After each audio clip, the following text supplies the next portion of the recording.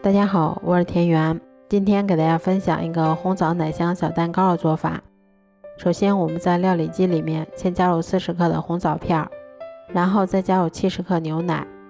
接着我们用料理机先把它们尽量打碎一些。红枣打好后，我们把2个鸡蛋的蛋清和蛋黄先给它分离出来。分离好的蛋黄，我们先把它放到另外一个小碗里面，接着我们先加入10克食用油，然后再把我们打好的红枣碎也加进来。接着我们用打蛋器先把它们充分搅拌均匀，搅匀后我们再往里面筛入40克的低筋面粉，然后用打蛋器把它们再次充分搅拌均匀就可以啦。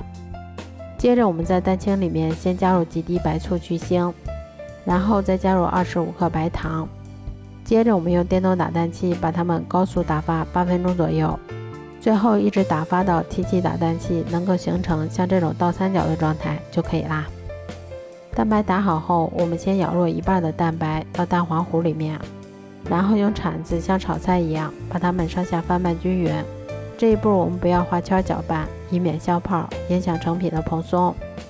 翻拌均匀后，我们再把它倒入剩下的蛋白里面，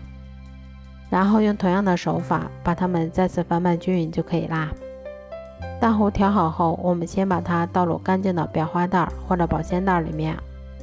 然后我们再把它依次挤入到蛋糕模具里面，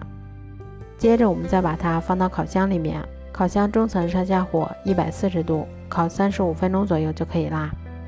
这样做出的红枣奶香小蛋糕吃起来非常的松软香甜，咬上一口还有一股浓浓的红枣和牛奶的香味儿。如果喜欢的话就试试吧，喜欢我的视频就关注我吧，谢谢您的支持。